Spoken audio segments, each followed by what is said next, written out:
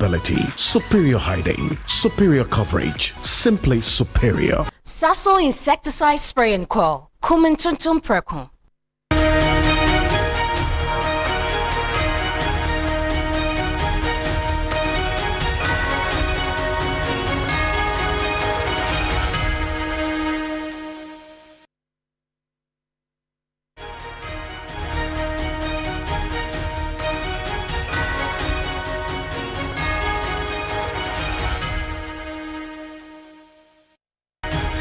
Hello, good evening, welcome. This is Ghana Tonight. We're live from our news about Desawe Kanda, also live on TV3 Ghana on Facebook and on DSTV channel 279. We're all across the world on 3news.com.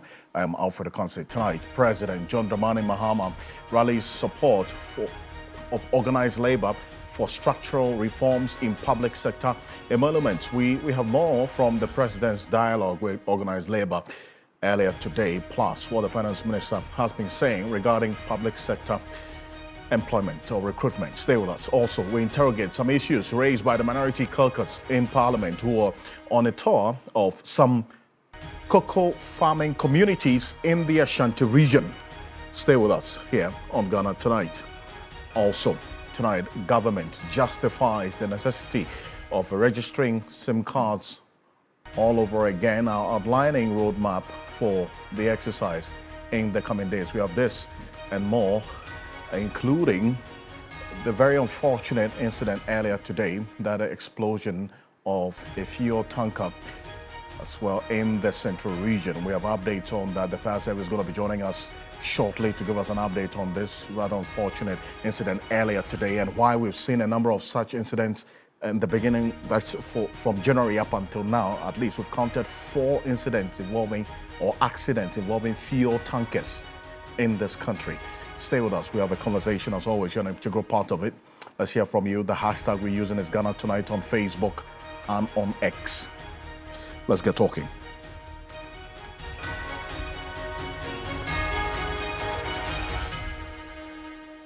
Well, let's settle for Ghana Briefs.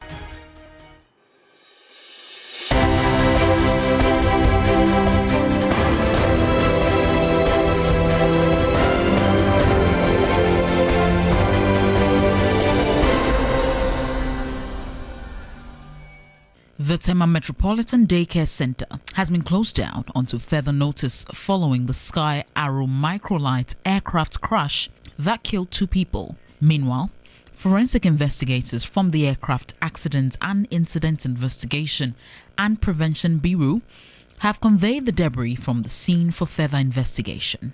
We've collected the wreckage. We are sending them to the Ghana Air Force. They have a hangar. That is where we are sending them to for protection and for our investigations. And so we will come out and let the public know who were the victims and who are their families. We have clearly protocols that we have to follow. There's no investigation that is the same. Investigations are different. Every incident is different from the other one. But we have a general rule, and so that is what we are going to use.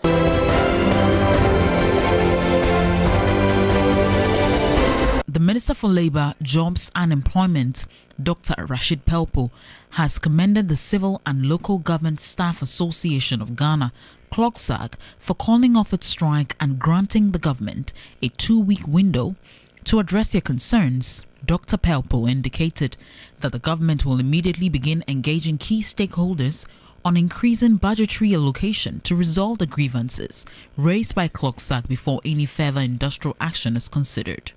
We hope that within 14 days, all the areas, all the people that need to be consulted, agencies that need to be consulted, would have been consulted, and we would have been able to sit down and look at the way forward.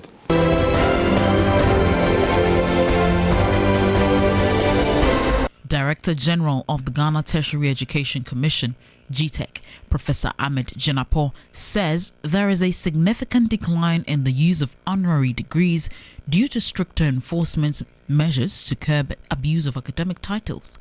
He appeared before the Committee on Government Assurances in Parliament earlier. The time that Kwame Nkrumah was given honorary doctorate, maybe nobody was even interested in finding out whether it was honorary or it was even proper for him to use it. In this particular dispensation, there is a seeming abuse of the use of such titles to the extent that people today are being given honorary professor. If President Mahama today is giving honorary doctorate and he says he's not going to use it, it is reflective of the dispensation that we find ourselves now.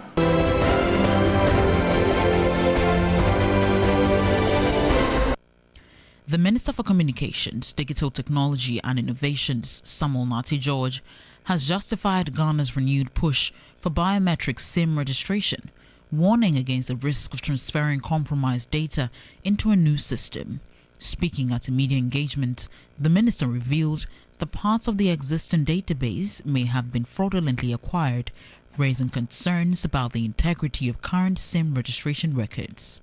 The critical thing I complained about, for which reason I said the registration in 2021 to 2023 should not have happened, was the lack of biometric verification.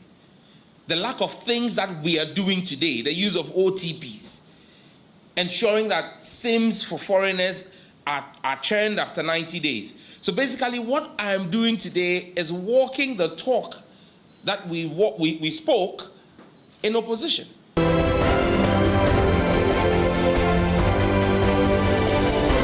The Vice President, Professor Nana Jane Opoku-Agyeman, has renewed calls for Ghanaians to embrace agriculture as a pathway to national development and self-reliance. During a working visit to the Ministry of Food and Agriculture, she said Ghana has no excuse to depend on food imports despite its favorable climates. We have no excuse not to grow our food, not to rear our birds, not to satisfy our fundamental need.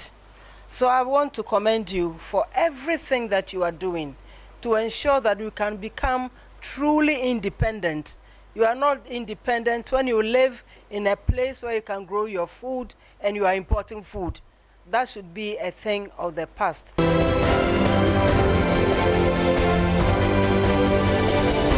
FIFA has rejected Nigeria's claim that DR Congo used ineligible players in the 2026 World Cup African Player Final.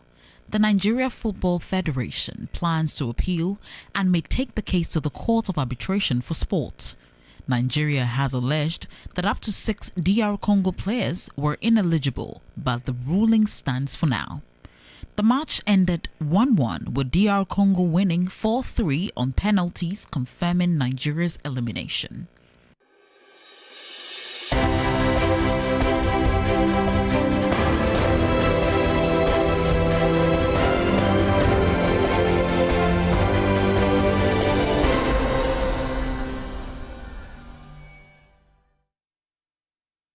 Oh, there's more news on 3news.com. Make some time and visit 3news.com.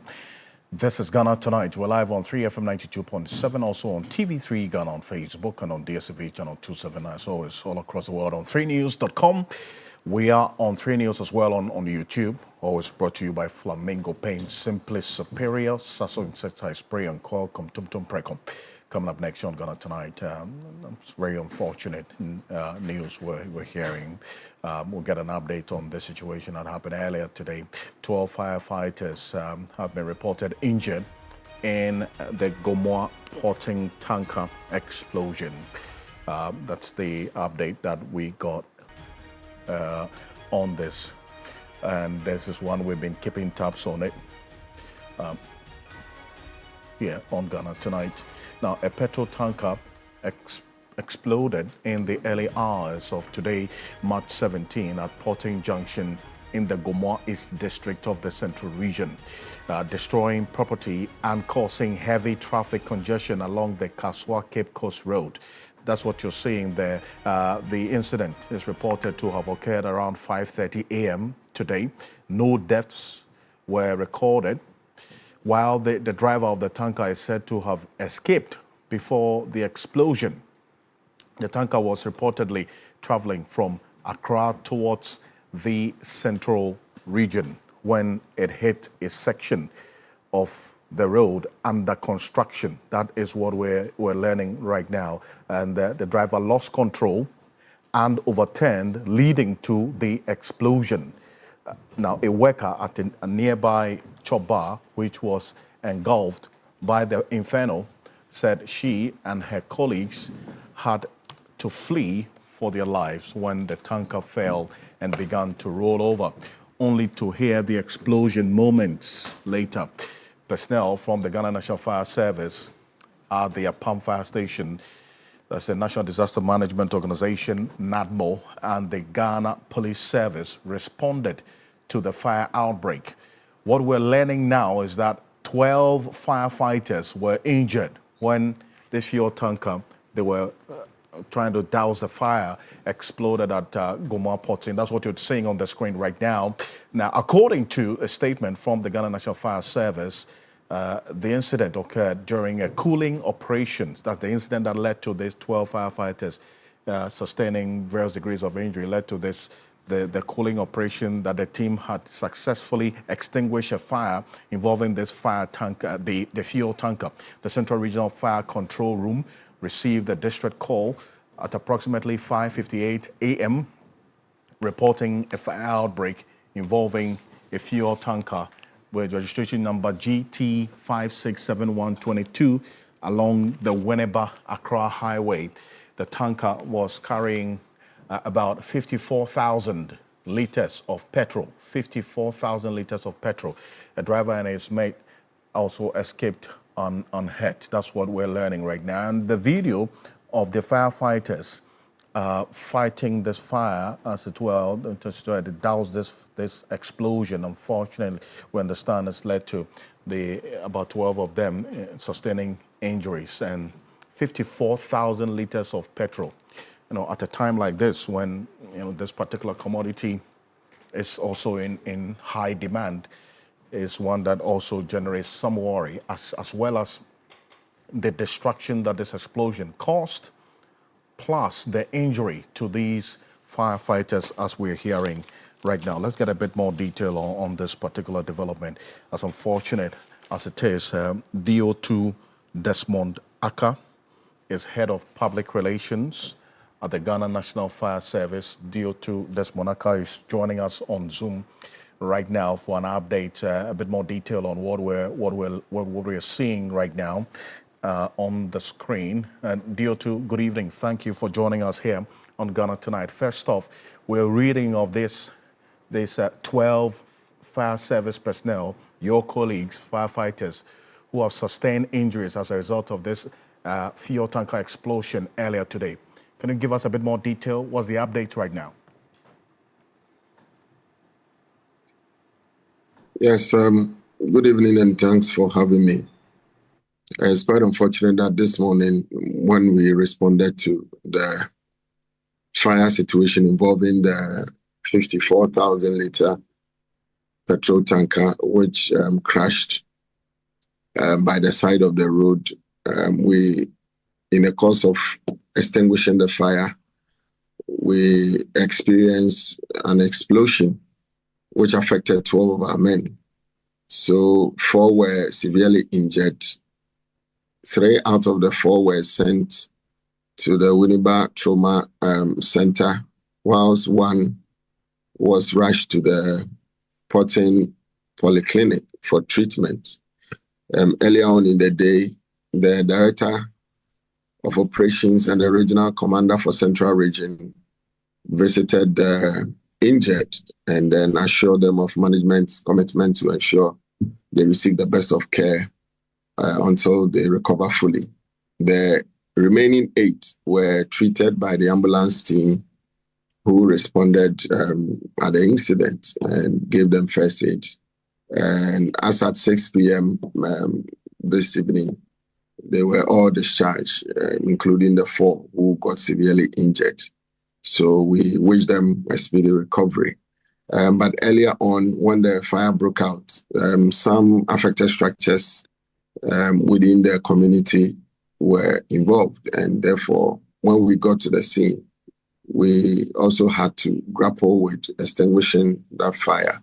Fortunately, the driver and his mate escaped unhurt, and nobody within the affected house or buildings also got affected as a result of the explosion and the fire that we experienced. this morning. I see, and you too, it's good to know that, yes, no casualties, there's been injuries, and they are recuperating or recovering, as we're hearing now. But we've observed a trend of these fuel tankers either exploding after an accident or overturning in that resultant effect, and you have residents in and around those areas rushing to siphon fuel.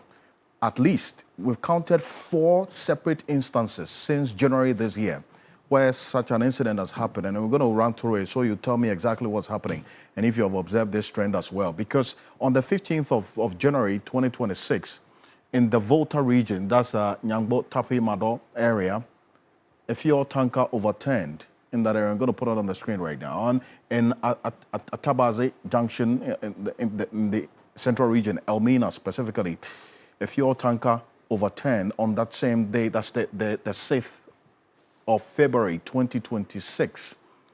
That same month, we had that deadly incident at in Swam. That's at Wejiri, specifically Accra. That's on the Swam Accra Highway in the eastern region.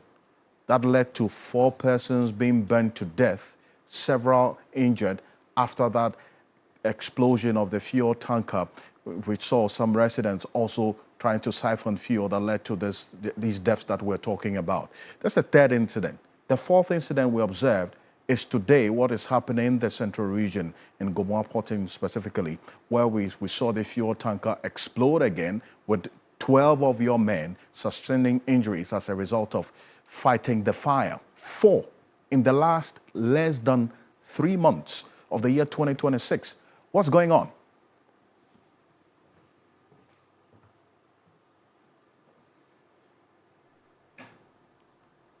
Well, it is based on a lot of factors. I mean, sometimes driver fatigue could be a cause. Sometimes depending on the nature of the road, if the road is curvy and the tanker or the vehicle is moving at a very high speed. Sometimes if somebody also drives carelessly, maybe in doing wrongful overtaking, and then maybe in an attempt to save lives, sometimes it results to some of these accidents.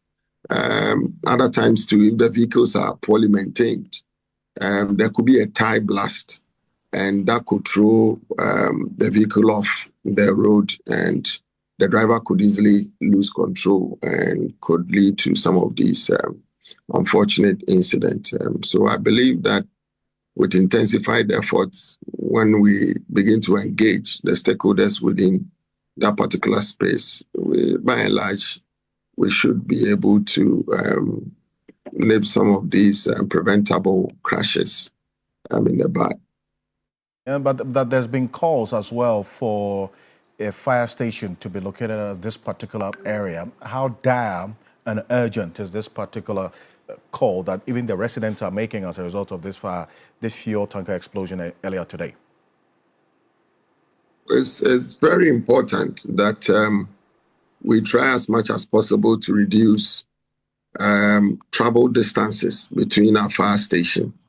Because if you look at our response this morning, if you look at the enclave, the closest fire station could have been Bujumbura. Bujumbura has been out of commission for some time. Winneba is also closer. It has also been out of commission for some time. So Kaswa and then Apam had to be dispatched to the scene. And it took them close to 30 minutes before they got to the scene. And so if somebody was trapped in the affected vehicle, it will mean that looking at the extent of damage, the person would have lost his or her life. And therefore, it is imperative that MMDAs prioritize the Ghana National Fire Service and build more fire stations closer to our communities, and especially along the highways, to reduce our response time and therefore lives, so that lives could be saved. We'll be doing ourselves a lot more good. Many a times the public blame us for late arrivals. Some of these factors that we are not so close to the communities. We are not so close to the accident scene. And especially where we also are bedeviled with overage vehicles. Sometimes they break down and we need to fix them. And it takes time. Sometimes to even import the parts also takes time. And therefore, when we deliberately make some investment in trying to establishing more fire stations closer to us, I believe it will go a long way to reduce the travel distances so that a lot more lives could be saved, so that properties otherwise that could have gone down the drain by the fire could also be salvaged. And DO2, thank you so much for this. And we're keeping an eye on especially the recovery of your colleagues, the 12 firefighters who sustained injuries as a result of their effort to fight this fire at the Gomor Porting in the Central Region. Thank you so much for this. That's the DO2 Desmond Aka, is the head of public affairs at the Ghana National Fire Service. Thank you so much for joining us here on Ghana Tonight. And we're going to get into matters that also playing out earlier today at the presidency. And just let you know as well that we're following closely the minorities' visit to some of the cocoa growing areas in the Ashanti region. William Evans Nkrumah is there. He's going to be connecting with us. But coming up next on Ghana Tonight, President John Dramani Mahama is rallying the support of organized labor for structural reforms in public sector emoluments. We have more from the president's dialogue earlier today with organized labor. And this is coming at a time when a number of labor unions had either declared their intention to go on strike or have been on strike and eventually suspended. But President Mahama is tonight rallying the support of organized labor for structural reforms in public sector emoluments. The president says a major overhaul of Ghana's public sector pay structure or system is set to be rolled out. Take a look. It is therefore my firm conviction that the time has come not for just incremental adjustments, but for bold structural reforms in how public sector emoluments are determined and managed. Accordingly, as part of our research agenda, the government has declared 2026 as the year of transition from the Fair Wages and Salaries Commission to a new independent Emoluments Commission. This reform is not about dismantling the progress we have achieved. On the contrary, the Fair Wages and Salaries Commission will serve as the institutional core to bring about this transformation. We'll reinforce and reposition the Commission both financially and in terms of human resources so that it becomes the technical cornerstone of a modern independent national authority capable of managing public sector pay with professionalism, independence, and credibility. The Independent Emoluments Commission will create a transparent, rules-based, and evidence-driven system for setting public sector pay. Under this framework, salaries and benefits will be guided by productivity, labor market realities, fiscal sustainability, strategic national priorities. And through this reform, government aims to, 1, address long-standing inequities within the public sector, rationalize allowances and benefits, strengthen the link between pay and productivity. Our goal is to move away from the fragmented and ad hoc wage decisions towards a system that is fair to workers, is responsible to the taxpayers, and is sustainable for future generations. Let me emphasize that this reform will be implemented in a phased manner and will be carried out in full consultation with organized labor every step of the way. As a first step, the new legislative framework will cover public sector institutions, agencies, and state-owned enterprises with a differentiated approach that reflects each entity's financial capacity and operational reality. It is also important to clarify that the inclusion of Article 71 office holders will be undertaken only after the required constitutional amendments and legislative processes have been carried out and are complete. Well, at this same program, this engagement to organize labor, the Finance Minister, Dr. Kasela Tufosing, did announce that this administration has commenced processes for recruitment of staff into the public service, although underscoring the huge impact or the burden of the emoluments that's a compensation on from the public sector on government budget. And he says that despite this, revealing the government was forced to borrow 17 billion cedis to pay salaries in 2025. That's one of the big takeaways earlier today, but this is what the Finance Minister said. Take a look. Ghana's compensation to tax revenue ratio of 44% for 2025 is higher and way above the ECOWAS threshold of 35%. The ECOWAS convergence criteria requires that compensation should not exceed 35%, but in the case of Ghana, it is 44%. In 2025, non-oil tax revenue was 183 billion Ghana cedis. Statutory funds, including District Assembly's Common Fund, Ghana Education Trust Fund, and National Health Insurance Levy, was about 55.7 billion Ghana cedis. Debt servicing, this is what we use to service our debt, amounted to 64.3 billion. This means that of the 183 billion Ghana cedis non-oil tax revenue that we collected, only 61.9 billion Ghana cedis is available for the purposes of compensation, goods and service, and capital expenditure. The 2025 compensation bill was 78.9 billion Ghana cedis. Well, that's Dr. Kasela Tufosing, Finance Minister there. And let's go on the telephone now. And Austin Game is a labor expert. He's joining us on the telephone. Mr. Game, good evening. Thank you for joining us here on Ghana Tonight. Hello? Yeah. Mr. Game, can you hear us? Yeah, okay. Hello? Yes, I can hear you. Great. Now, you hear the Finance Minister talk about the burden or the impact of compensation on government revenue or the state coffers, for that matter, 44% of tax revenue, plus the fact that last year government had to borrow 17 billion cedis to pay compensation, as in salaries. And then now he's talking about also employment into the public sector beginning this year.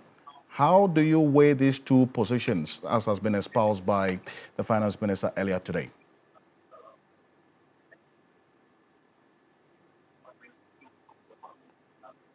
Yeah.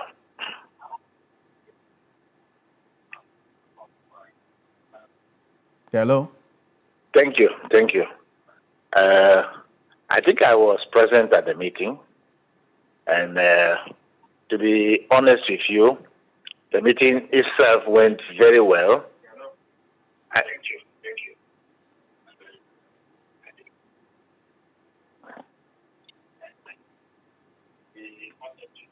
Hello, Mr. Game, can you listen to us on the phone? I think you're watching on the television or listening to us on the radio. Okay. Yeah, so as I was saying, I was present at the meeting. I heard both the President, the Minister for Finance, and also Comrade Joshua Ansah, the Secretary General of the TUC, who replied on behalf of organized labor. Honestly, for many years, an attempt was made at the time of President Rawlings. In fact, before we even transited into the Republican Constitution, unfortunately, we did not adhere to the agreement reached, because there was a complete consolidation of salaries and wages in this country, with the intention of enhancing wages, at the same time taking care of pensions.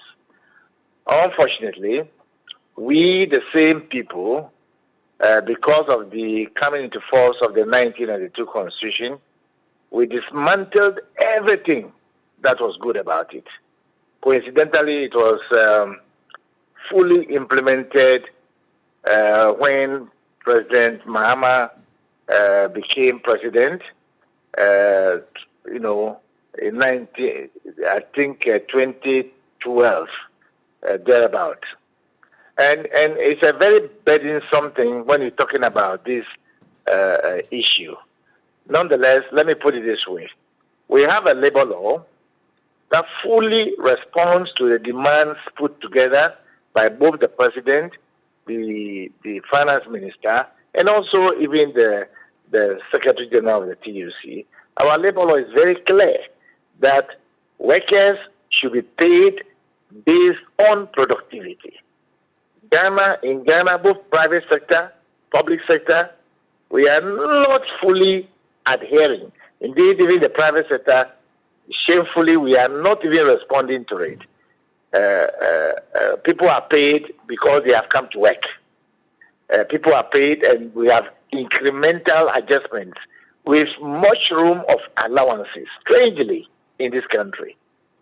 And so that is the reason why our salary administration regime is bedeviled with inequities and so forth and so on. So it was a welcome news when the president said so.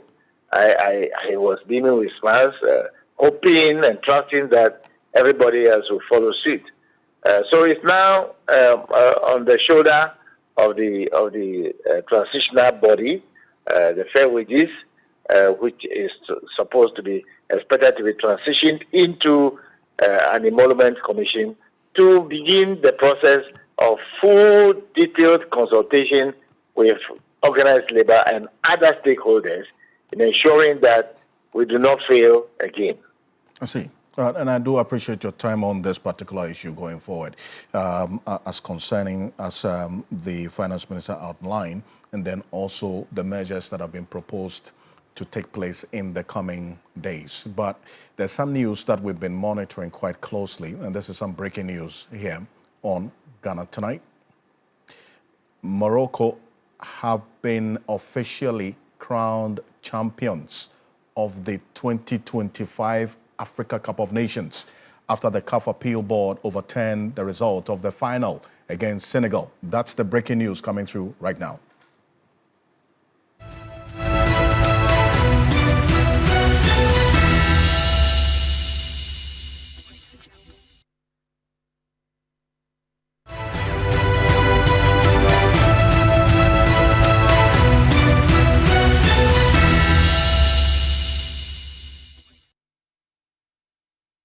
That's the breaking news coming through right now, and this fresh on the plate hit our desk some few minutes ago. Morocco have been officially crowned champions of the 2025 Africa Cup of Nations after the CAF Appeals Board overturned the result of the final against Senegal. The decision comes after extraordinary scenes in Rabat, where the Lions of Teranga walked off the pitch in protest, leading to a retrospective 3-0 forfeited victory for the host nation. Now, Senegal stripped off this trophy after final protest. In a detailed statement, which you're seeing there on the screen right now, the Confederation of African Football, that's CAF Appeals Board, decided today that in application of Article 84 of the regulations of the CAF Africa Cup of Nations, that's AFCON, they have declared admissible in form and the appeal. The Senegal national team is declared to have forfeited the final match of the Total Energies CAF Africa Cup of Nations AFCON Morocco 2025. And in this regard, with the result of the match being recorded as 3-0 in favor of the Fédération Royale Marocaine de Football, that's FRMF, that on the appeal of the Moroccan Football Federation regarding the application of Articles 82 and 84 of the regulations of CAF Africa Cup of Nations, AFCON, the CAF Appeals Board made the following rulings. That's number one. They go on to give details. The appeal lodged by the Moroccan Football Federation is declared admissible in form, and the appeal is upheld. That's number one. Two, that the CAF Disciplinary Board decision is set aside. Three, the CAF Appeals Board further finds that the conduct of the Senegal team falls within the scope of Articles 82 and 84 of the regulations of the Africa Cup of Nations, and also the protest lodged by the Moroccan Federation of Football is upheld. They eventually declared that the Senegal Football Federation, through the conduct of its team, infringed Article 82 of the regulations of the Africa Cup of Nations. In application of Article 84 of the regulations of the Africa Cup of Nations, the Senegal team is declared to have forfeited the match, with the result recorded as 3-0 in favor of Morocco. That is what has happened just some few minutes ago, and it's generated quite some conversation right now amongst the sports fraternity and across the world. Let's go on to quickly have a conversation right now, to have a quick conversation on this particular. This is a very, very interesting development. We'll find out if it's unprecedented in the history of the Africa Cup of Nations. And Michael Otieje is the general manager here at 3 Sports, joining us on the telephone right now. Jose, good evening. Thank you very much for joining us here on Ghana Tonight. Mr. Kansi, the one and only. Now, let's establish this first of all. Is this unprecedented in the history of the Africa Cup of Nations that a country is declared as winner, there's an appeal, and that country, that person or the country declared as winner has had its victory overturned, and then giving to the other country that appealed? Oh, I'm not sure about the exact precedence, but African football has been inflicted with a lot of what you would call political decisions over the last few years, especially at the height of the formation of CAF in the early 50s, sometimes in the 60s, and even sometimes in the 60s, 70s. But it's unprecedented that a Nations Cup final is played. The final was played sometime in January, so we are talking give and take 2 months after that, 8 weeks and more, up to 10 weeks after that, on the night of a big Champions League game, almost as if CAF wanted to have staged it. Then the Confederation of African Football announces a decision from its appeals committee, effectively and technically overturning the decision of the referee. I think we've not had the last of this, but for a lot of people, it sums up the unbelievably chaotic state that African football at the highest level is involved in. That Morocco, who went into the final looking for their first title in 50 years since 1976, have been awarded one, and most people say not earned one, because in the end they lost on the football field. Okay. Now, but do you foresee a possible appeal of this ruling by Senegal as well? Well, there's been precedent. There's been a number of issues in the CAF Champions League where CAF has made decisions, and the Court of Arbitration for Sports, which is the highest decision making for sports based in Switzerland, has overturned it. Senegal's option is very simple: to report this to CAS, to the Confederation of African Football. Their main argument, and some say the most compelling argument, will be that when they left the pitch, they will have to determine whether it was within the mandated period when a team can leave the pitch and come back. Did they leave the grounds? And the grounds, by extension, is the stadium, not the playing field. Because remember, there is a playing field and there is the stadium. Did they leave the stadium? They didn't. Did they leave the pitch? They did. Did the referee make a decision on the day that their decision to leave the pitch and the minutes that they had been away from the pitch fell within the mandated period by which a game could be forfeited? Clearly, by the referee allowing them to come back onto the pitch, continue the game, the penalty to be taken, and for Senegal to go on in extra time to win, the referee decided that Senegal had not broken any rules in leaving and coming back. So Senegal's main argument, I reckon, will be that the final authority in any football match, which was the referee, decided that they had not violated any rule. He allowed them back onto the pitch, oversaw and supervised a football game in extra time. They won that football game. They were awarded medals, and so they are rightfully the winners. And there are a lot of people within the African football community who think Morocco will have a really powerful, compelling case when they take it to the Court of Arbitration for Sports later, which is bound to happen. I see. And maybe very quickly, so just run this by us. How is it going to play out? Is it that now Senegal will have to surrender the trophy to CAF, and then CAF will hand it over to Morocco at a ceremony, or what? Well, I think this is more symbolic than anything. If I was Senegal, if you were Senegal, any other confederation will not hand Morocco the title. Also, remember that there has been a sense of resentment on the African continent about a perception of bias from Morocco. Senegal is the reason why Senegal did what they did, and they are not going to budge anytime soon. CAF, of course, cannot possibly take that trophy away. I think that technically CAF have done this for the record books. My imagination is that the rest of the continent will never regard Morocco as having won the 2025 Africa Cup of Nations. I'm not sure how much of they themselves will think they've won it. They have won Nations Cup title from 1976. Ultimately, a lot of people on the continent consider Senegal the winners. The record books per CAF at this stage will consider Morocco to have won based on the appeal. There will be an asterisk by them in any future Wikipedia page. But Senegal will go to the Court of Arbitration for Sports, which often tends to be the final authority in all of this.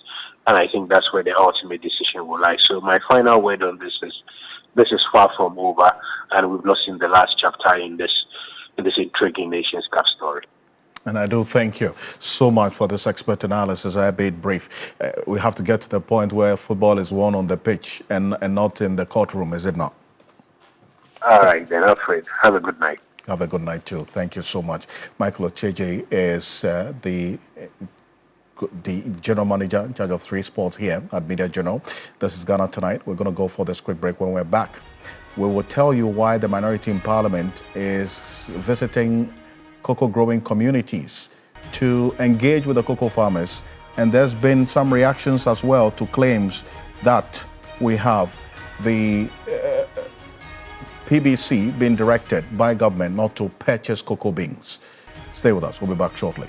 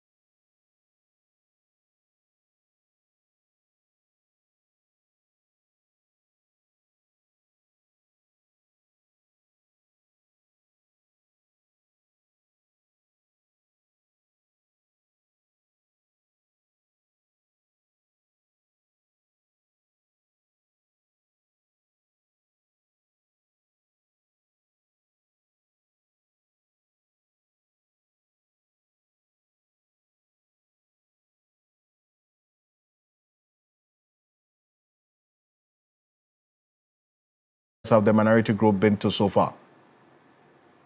Well, so the minority started their visitation yesterday. They've been to Bosome Freho constituency, Afano North, South, and Central.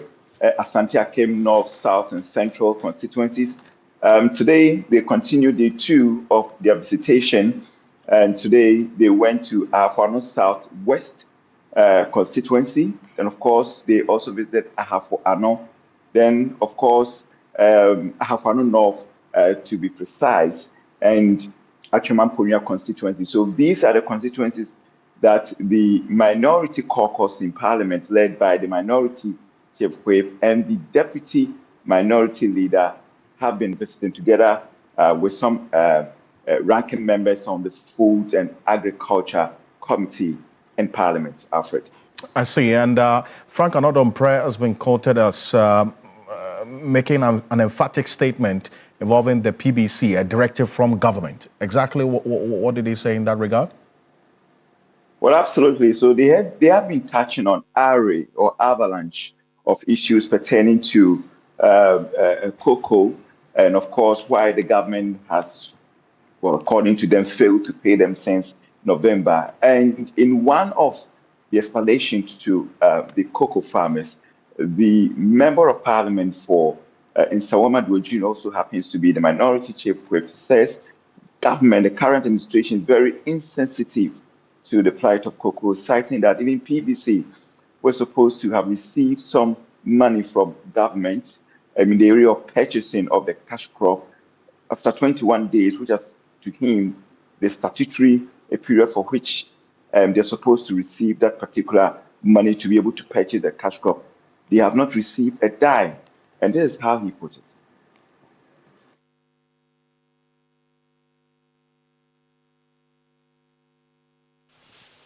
PBC foi akọ tokoko akọ bank akọ G facility atokoko no.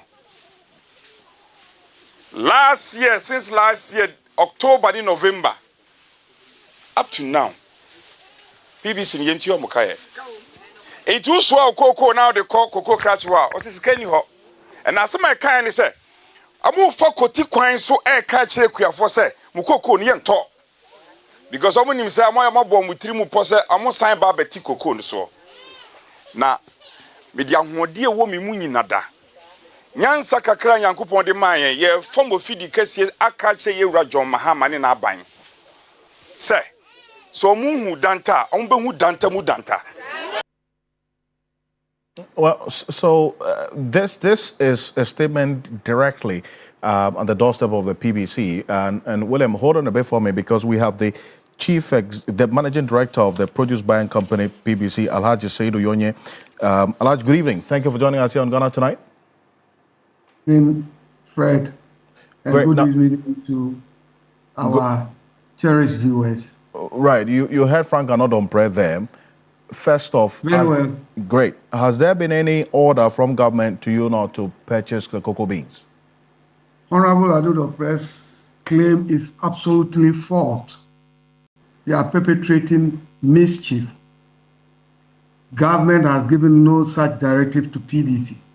PBC, we are even out there asking farmers that if they have their cocoa, they should take it to our sheds so that we can take over it. And once we take over and submit to CMC, monies will be made available for the farmers immediately. So there is no way government has asked us not to buy cocoa from farmers. And let me put this record straight. We, PBC, Cocoa Board, and for that matter, government do not owe us a dime. And for that matter, PBC do not owe farmers a dime. We have just started mobilizing cocoa from our farmers. And once we send it to CMC, we assure all farmers that once Cocoa Board receive the bean, payment will be made available to them. So that mischief should go off the line.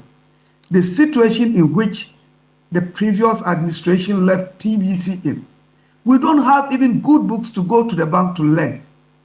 And it should be on record that he's saying that we have gone to the bank to take money to buy cocoa and we have not had payment is absolutely lies. From where I sit, Cocoa Board, and for that matter, the CEO has made payment to LBCs and for that matter to farmers a priority in his agenda. And I can tell you without doubt that over the past 6 weeks, Cocoa Board has released over 6 billion Ghana cedis to LBCs to pay farmers. So I'm surprised that all of a sudden, MPP is going to the cocoa farms, have strangely become friends of cocoa farmers. Well, it says you don't have money to purchase. Alfred, let me make this very clear. Right. We didn't see Honorable Adompre in the cocoa farms. What has come of him? Today, he has suddenly found his relationship and friendship with cocoa farmers just because we want to perpetrate mischief. And I don't think it's good as a citizen. This is one of the backbones of the economy, cocoa, and we must not play damn politics with it. Commodity trade do not need speculation. We think we are doing good to the farmers, but the speculations that keep going on keep bringing down the prices. It has the tendency of doing that. So we must be very careful as citizens the way we are going with this cocoa issue. I must say that it should be kept on record. It is a practice that is known in the industry. Cocoa prices are determined by FOB. And it is said that at any pricing season, government decide to give 70% of the current world market price, that's the FOB price, to the farmer and retention of 30% to the industry. That's the regulators. Right. So there is no way that President Mahama is reducing the cocoa prices. You can see it that way. But currently, let me tell you, somewhere in October 2025, when Abidjan, that's our next door neighbor, the leading producer in the world, was given a little over 3,600, Ministry of Finance and for that matter, Cocoa Board had to adjust up from 3,200 to 3,625. So today, as we sit, Ghana is paying far, far more than Cote d'Ivoire. And I think that also is an issue we'll touch on in our subsequent conversations as to how that creates a possible incentive for smuggling and how cocoa farmers in Ghana should be safeguarded to benefit from this development. Alhaji Saidu Yonye, thank you, is Managing Director of the Produce Buying Company, PBC. And William, maybe quickly, where next with this tour? Well, so tomorrow, there's a possibility of the group navigating the Newer Dubiase areas, Obuasi, and then Fomena, if nothing changes. Thank you so much, and we'll keep tabs with you on this. William Evansinkume is our Northern Bureau Chief. Also to you, Alhaji Saidu Yonye, Managing Director of the Produce Buying Company. Gentlemen, thank you for joining us here on Ghana Tonight. We're back again tomorrow for another conversation. On behalf of the rest of the team, we do appreciate your company. I am Alfred Kansi. Have a good night. Ghana Tonight is brought to you by Flamingo Paint. Superior durability, superior hiding, superior coverage, simply superior. Sasso insecticide spray and coil. Kumin tuntum perkun.